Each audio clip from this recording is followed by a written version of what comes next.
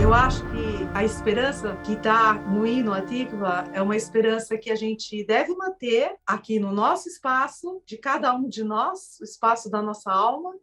E essa música me ajuda a reiterar isso, porque a condição humana é algo muito desafiador e que exige muito da gente. Sermos humanos, assistirmos a tudo que acontece na condição humana, às vezes exige muito hatikva, muito tikvá. E é nesse lugar que eu adoro cantar essa música, sabe? Odlov da tikvateino. A nossa esperança não se perde. Eu vim de uma família linda de Halab, de Alepo, na Síria. Quero dedicar essa entrevista ao meu pai, Edmundo Safdie Zichrono Lebracha. E a gente vem de uma comunidade muito bonita, muito musical, que guarda valores assim essenciais do judaísmo. Eu, como mulher, tive muita dificuldade porque eu sempre senti que a música e a voz me conecta profundamente a essa ancestralidade. E na época não foi nada fácil assim romper as barreiras de uma comunidade judaica árabe do Oriente Médio. Então, essa comunidade trazia esses valores mais fechados, mais tradicionais. Então, foi muito difícil assim para mim seguir o meu caminho, né? Hoje eu canto na sinagoga Betel como Hazanit, como cantora litúrgica, canto junto com o Newton Bonder, cantei mais de 1 ano e meio com ele toda sexta-feira fazendo Shabat, com o Rabino Dario também, canto ali com a sinagoga Kahal Tsur Israel em Recife, primeira sinagoga das Américas. Agora, empreender esse movimento, ser aceita nesse lugar pelos meus pais, pela minha comunidade, foi difícil, né? E nos últimos anos de vida, meu pai se encantou com isso, né? Ele gostava muito, né? Ele já me apoiava, ele era muito avançado, inclusive dentro da própria comunidade, ele sempre teve uma visão mais pluralista, mais humanista, de vida, de judaísmo, né? Então, esse foi o meu percurso, que não foi nada fácil, assim, foi uma aprovação assim muito complexa, né? Poder romper com esse estigma de uma forma tranquila, doce, espiritual, né? E não foi nada fácil assim chegar nesse lugar, né? Na minha casa a gente fala francês, eu ouvi muito árabe e minha mãe é argentina, então eu vivi com essas línguas assim na minha educação desde pequena. Eu passei muito tempo com os meus avós, da família Betesh, que é a família da minha mãe, em Buenos Aires. Meus avós eram muito afetivos, eles nasceram em Manchester, minha avó nasceu em Manchester, meu avô, Edgar Betesh, nasceu no Haiti, porque os pais dele trabalhavam na Rota da Seda e o Haiti era um lugar assim próximo ao Japão, onde moravam os meus bisavós maternos. Então, eu já nasci nesse caldeirão assim de influências, né? E isso foi muito enriquecedor na minha vida, porque essa origem judaica, de raiz, ancestral, assim, bem tradicional, por um lado. Por outro, todas essas influências, né? Minha bisavó tinha na casa dela, em Buenos Aires, várias informações do Japão, fotos, ikebanas, a casa dela era cheia de ikebanas, né? Então, isso tudo foi entrando assim em mim, né? As culturas do mundo foram entrando dentro de mim desde cedo. Meu pai ouvia música árabe, música francesa e músicas de todos os lugares. Ele era um amante da música, né? Não tinha um casamento onde ele não pegasse o microfone e cantava ali para valer, né?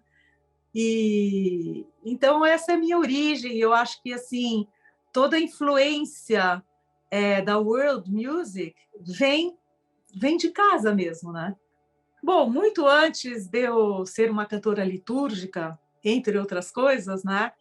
Eu comecei a fazer teatro, a dança, inclusive fiz dança na Academia Rubim, em Jerusalém. Teatro eu fiz aqui com Antunes Filho, com José Renato, eu participei da montagem de Rasga Coração, eu fiz Fedra 80 com Emily Chamy, Juliana Carneiro da Cunha, fiz várias montagens assim teatrais, né? Onde frequentemente eu era chamada por causa da minha voz para cantar, né? Então eu fazia testes. Então eu fiz um teste lá no Teatro Itália, fazem algumas décadas, com o maestro John Nashlin, para Rasga Coração, né? Me lembro que ele me aceitou na hora, né? E foi muito legal. Participei do musical e fui fazendo assim, participando de várias montagens. Aí, nos anos 90, eu fui morar em Israel, onde eu estudei na Academia Rubim. Depois eu fui morar em Paris. E aí, quando eu estava em Paris, eu já já sentia assim que essa influência das culturas do mundo era ainda mais forte, porque Paris é aquela cidade assim onde você vê de tudo, né? E aí eu comecei a me aprofundar na música da África, na música celta, na música cigana, enfim, nas tradições musicais do mundo. E essa é uma paixão e virou um trabalho, porque durante mais de 20 anos eu trabalhei em rádio e eu amo trabalhar em rádio. Agora, desde 2019, eu já não estou mais. O meu último trabalho de 12 anos foi na Rádio Cultura FM, onde eu tinha um programa chamado Todos os Cantos, um programa assim muito prestigiado, muito ouvido e um espaço muito legal, porque ali eu podia aprofundar, falar sobre os instrumentos que eram usados, explicar de onde vinha essa música, me aprofundar realmente na cultura dos povos. E foi assim muito bacana poder trabalhar com isso. Também trabalhei com isso na Eldorado FM e na Rádio UOL durante quase 10 anos. Então eu tenho assim paixão por rádio e foi meu trabalho durante muito tempo assim. Eu tenho muito orgulho assim dessa fase e um público imenso que me segue desde aquela época. Um dia eu fui fazer uma visita na sinagoga Spanish Portuguese Synagogue em Nova York. Eu comprei um livrinho ali de Cântico dos Cânticos e de Salmos, na lojinha ali da sinagoga, né? Sentei assim ali no parque, né? No Central Park. Eu me lembro disso até hoje. Eu abri e quando eu li Ani ledodi vedodi, eu para o meu amado para mim, me veio uma melodia assim na hora, né? Ledodi, li, dodi, dodi, li, ledodi, li, dodi, dodi, li, dodi, li, dodi, no, li, li, dodi, li, dodi, ani, le, dodi, dodi, li, que significa eu para o meu amado, que é o outro, e é também, antes de mais nada, Hashem, Deus, ou a presença divina, espiritual, eu para o meu amado para mim. E aí eu comecei a compor com vários textos litúrgicos, né? Então eu fiz o meu Shema, eu fiz as minhas aleluias, eu fiz Imei Nanili Mili, que é uma das músicas mais ouvidas minhas nos streamings. fiz várias músicas assim neste contexto de reconexão através da minha voz, do texto bíblico, com a presença espiritual. E aí, junto com isso, veio um anseio assim muito forte, né? Me lembro que eu estava com a minha primeira filha na minha barriga e eu tive uma visão assim de que aquilo não seria só dentro da minha comunidade, né? Que aquilo poderia ser cantado, vivenciado com outras culturas, né? Naquela época eu era diretora artística do festival Todos os Cantos do Mundo, realizado pelo SESC.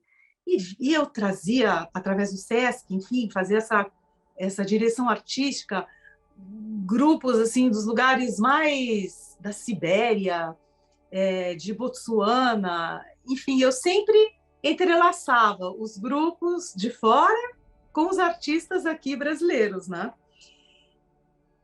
Hoje isso parece óbvio, mas naquela época estava começando a ter e-mail, né? E não era assim que nem hoje, que você vê tudo no YouTube, né? E aí eu vi que eu não só devia fazer essa direção artística para o SESC, para esse festival, como deveria também trazer isso para dentro de mim, porque veio de dentro de mim, né? Então, eu um dia fui gravar um álbum chamado Masalo. Eu tinha tudo organizado assim para a gravação desse álbum Masalo. De repente, me chega um cartão postal de um monge beneditino chamado Dom Geraldo Gonzalez, OSB, da Ordem de São Bento.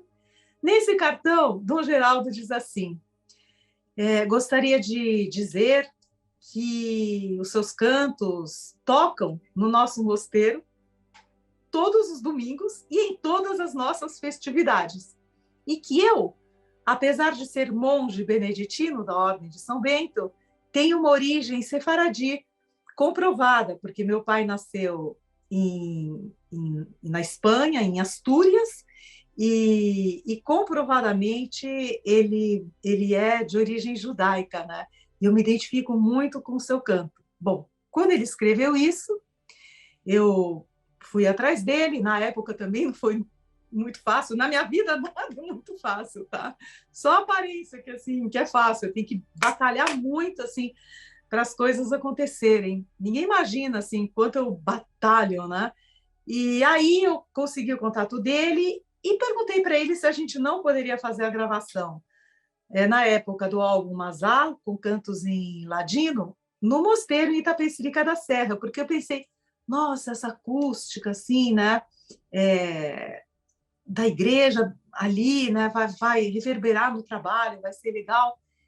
E ele falou, ok. Aí eu fui um pouquinho mais longe, falei, será que os monges participariam comigo? Ele disse, sim, participam. Aí então chegou Dom Inácio, que trabalhava com coral dos monges de Itapecerica da Serra. Depois eu estendi esse trabalho para um álbum chamado Celestia, que é inteirinho cantado, cantos gregorianos e cantos judaicos, sefarditas, a tradição hebraica, enfim, o coro de monges beneditinos do Mosteiro de São Bento de São Paulo, que teve a direção de Dom Rocco e depois de Dom Alexandre.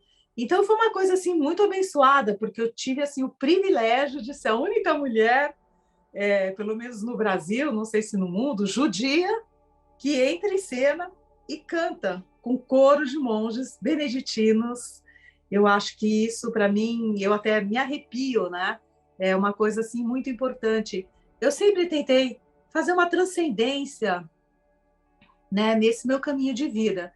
Transcendência, para mim, significa, até hoje, o diálogo com o outro, a possibilidade de entrelace, cada um no seu lugar, né? Mas esse entrelace, assim, através da música. E é muito difícil, porque a gente vive num mundo, primeiro que eu acho que que nosso mundo é cada vez menos humano, né? E é um grande desafio ser humano hoje em dia. Acho que é um grandíssimo desafio, né? E eu sempre assim dialoguei assim com várias culturas, estabeleci essas pontes com outras religiões, outros povos, e várias vezes eu senti muito preconceito assim, né? Eu fiz uma trilha para um trabalho importantíssimo e algumas pessoas não optaram por não participar desse trabalho por eu ser judia. O povo judeu é um povo plural. A música judaica ela tem influência da Europa Central, da Europa do Leste, certo? Com todo o Yiddish, a música cigana, certo? Depois a música judaica tem influências sefarditas, certo? Sefardita significa dos judeus originários da Espanha e de Portugal, conhecidos como sefardim. Em 1492, com a Inquisição, os sefardim são expulsos de Sefarad, que é a Península Ibérica. E, a partir de então, o cancioneiro ladino passa a absorver todas as influências dos novos lugares onde os sefardim passam a viver. Então, você imagina que riqueza esse caldeirão musical, uma coisa assim muito rica, que tem influências dos Balcãs, do Marrocos, da Turquia, de todos os lugares do Mediterrâneo. Então, isso também é música judaica. Então, Europa, Península Ibérica. Depois temos todas as influências dos judeus orientais, né? Que é o meu povo, de onde eu venho, né? Influências da música árabe, né? Na música judaica, fortíssimas, e até de instrumentação. Você vê todos os elementos da música típica do Oriente Médio presentes, aliás, até hoje, né? Na música judaica e também agora na música de Israel. Então, a gente já nasce plural, né? Já nasce assim com essa convivência com várias culturas. Isso é fascinante. Durante a pandemia, eu sofri muito como artista e eu pude desenvolver um curso com uma historiadora, professora, que é a Silvia Lerner, que atualmente mora em Israel. E a professora, historiadora Silvia, me convidou para fazermos um curso sobre a música através da história judaica. E está sendo incrível, já fiz o curso em vários lugares, né? E com ela eu reiterei ainda mais a riqueza assim, da música judaica, tradicional, contemporânea. É muito interessante assim, quando você começa a explicar, né, você vê, né, quanto mundo tem na música judaica. Tem um mundo, vários mundos, né? São realmente, de novo, todos os cantos, né? As minhas filhas, elas são mais conservadoras, elas estudaram na Beit Yaakov, elas têm uma outra linha, assim, de pensamento, e a gente se respeita, né? Às vezes, quando a gente briga, elas falam: ah, você não é judia, você é reformista. Opa! A gente tem esses embates, elas são adolescentes ainda, quer dizer, final de adolescência, sabe como é, né? Mas acho que, no fundo, elas respeitam muito, e o que eu gosto é que, quando elas rezam, elas têm kavaná, elas têm o sentido da espiritualidade, isso que é o mais importante. Elas são capazes de pegar um sidur, um livro, ou uma liturgia, e elas estabelecem essa conexão. Eu nunca vou me esquecer, no último Yom Kippur, eu estava online com o Rabino Newton Bonder, da CJB, meu querido parceiro, amado Rabino Newton Bonder, e nós estávamos em pleno serviço, e eu falei: olha, eu quero vocês, porque eu estou sozinha, não tenho um minhado, não tem ninguém aqui para rezar. Elas vieram comigo, né? Eu fiz a transmissão desde o meu estúdio, e foi linda a imagem, né? Até o meu técnico de som, o Gui, ele falou assim, nossa, que bonito, né?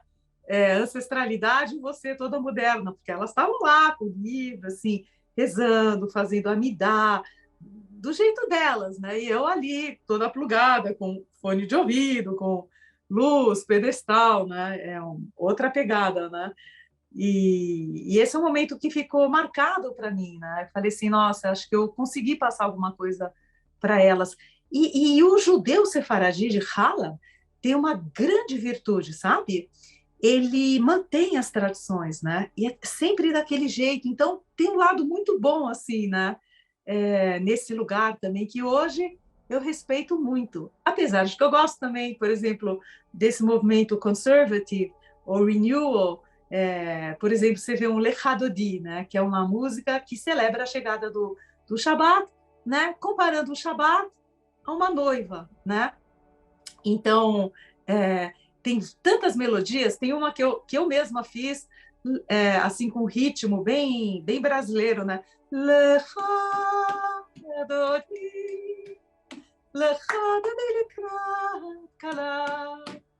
תנאי שבת מקבלה, לך דודי לקראת כלה, תנאי שבת מקבלה. Tem o Lechadodi com a melodia do Aleluia, do Leonard Cohen. Lechadodi likrat kala, pnei Shabbat nekala. Né? Então a gente tem tantas possibilidades assim dentro desse tipo de música. É tão legal essas associações que surgem, né? E tem canções nigunim. Nigunim são as melodias, né? Nigun quer dizer melodia musical, né? Claro, melodia. E os nigunim, eles são quase que mantras, né? E eu aprendi muito, assim, tudo que eu sei de música da sinagoga, assim, pluralista, mais inclusiva. Eu aprendi com o Newton Bonder, com o rabino Newton Bonder, né? O Newton fala muito também sobre a conexão que a gente estabelece com a nossa fonte criativa, né? E que a gente nunca deve perder essa conexão com a fonte criativa. E isso foi um exercício assim durante a pandemia, né? Eu fiz várias lives e graças ao Shabbat que eu fazia com o Newton, eu conseguia manter assim, parecia um tefelim mesmo, né? Assim, a minha conexão coração, mente, mente, coração, Shekhinah, presença espiritual, eu conseguia assim me manter viva, né? Porque eu consigo me manter viva através da minha voz, né? É a forma que eu tenho de estabelecer uma conexão com você, com o outro, com a Hashem, com as outras culturas, e com a minha missão aqui na Terra. Acho que a minha voz foi muito difícil assumir minha voz e hoje eu cuido dela e ela cuida de mim, hein?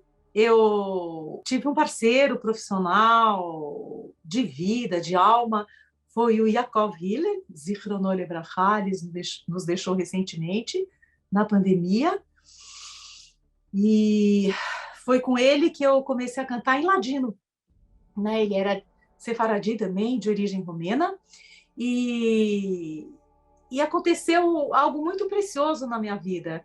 Em 1992, eu fui acompanhar meu pai numa viagem em Israel. Na época, eu estava cantando MPB. Bom, não sei se você sabe, Débora, e todo mundo que está me ouvindo aqui, né? Eu fui vocalista do Chico Buarque, cantei muitos anos com Toquinho, fui parceira do Paulo Leminski, que é esse poeta maravilhoso, né? uma figura, e ele também tinha uma grande admiração pela cultura judaica, né? E, bom, e um dia eu estava com meu pai em Israel, acompanhando assim uma viagem super formal, eu falei, ai, pai, tchau, fui para o Museu da Diáspora, né? E aí cheguei no Museu da Diáspora, hoje chama Anu, de Anachnu. Entro no museu, começa a acontecer uma coisa assim comigo, né? De uma conexão assim imediata, né? Que nem aquele dia que eu tinha sentado no Central Park que eu te falei que eu compus o Anile do Divi do Dili, né? Entrei no museu, aí eu vou olhando assim, né? De repente eu entro, eu vejo um display, né? Uma vitrine assim, né? E com dois sapatinhos muito gastos e usados, né? De uma criança da Bulgária. E ali no background, ali no ambiente, né? Tinha uma música tocando. Eu fui ouvindo aquilo, né? Falando, meu Deus, eu de novo, né? Axé, me devolve aqui para a terra, por favor. Eu não estou entendendo o que está acontecendo comigo, Axé. Aí a música era assim. Durma, durma, hermoso y chico, durma, durma con sabor. Cerra tus lucillos, oh chicos, durma com sabor. Era uma série de lullabies, de canções de Ninar. Aí tinha Durma, durma, minha alma doncella, durma, durma, sin ansia y dolor, durma, durma, sin ansia y dolor. Ouvi aquilo e de lá nasceu isso aqui. La Prima Vez, que foi o primeiro espetáculo que eu fiz com o cancioneiro ladino, né? Sob a direção desse mestre, diretor, ele era tudo. Eu, quando estava trabalhando com Yakov, então comecei com Ladino, fizemos vários espetáculos, até o encontro com os monges beneditinos, onde ele me dirigia, e num determinado momento desse percurso, ele me chamou, me convidou para fazer um musical chamado José e seu manto Technicolor. Claro, eu aceitei, né? Imagina, Yakov Yermos, carne e unha, né? E aí, quando eu fiz esse espetáculo, tinha muita criança, né? Muita criança em volta e minhas filhas tinham acabado de nascer, eu estava lendo para elas, né? E comecei a ler Ruth Rocha. Aí um dia eu fui fazer um trabalho e fui fazer uma entrevista e as pessoas falaram, não, né? Não tem lugar aqui para você, né? A série está completa, uma série que eu adoro, né? Na Sala São Paulo, enfim. Eu fiquei assim, tão chateada, Débora, que eu peguei e atravessei a rua e caí dentro de um bueiro, né? São Paulo, já naquela época, já era osso, né? Não dá para andar nas ruas, né? Caí e assim veio um mendigo me salvar, porque eu não conseguia subir, eu me machuquei toda, né? Eu olhei para ele assim, bom, agradeci muito, né? E, bom, finalmente cheguei no meu carro, quando eu entrei, falei assim, eu quero cantar para crianças, se eu não conseguir nesse projeto, eu vou montar meu projeto também. E aí consegui fazer uma parceria com o selo Sesc, com quem eu gravei, e junto com Helios Skind, uma pessoa adorável, um dos maiores compositores do Brasil, fizemos um trabalho com a obra da Ruth Rocha, depois da Tatiana Belink, Zichrona Lebraha, e depois eu fiz com Melodias do Mundo, sempre com Helios Skind, e agora meu último trabalho com Paulo Tati, Felipe Edmo e o querido Pedro Bandeira, que também é muito amigo do Raul Meyer. Pedro Bandeira, fiz um projeto infantil chamado Roda de Todo Canto. A roda do canto do outro é gente chegando de todo lugar. É de quem chegar essa roda, ninguém pode faltar. Juntam-se as mãos, amor pra valer.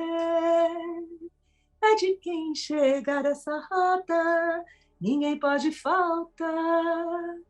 Ninguém pode faltar. Eu gravei esse disco, a voz desse disco, dentro da despensa durante a pandemia.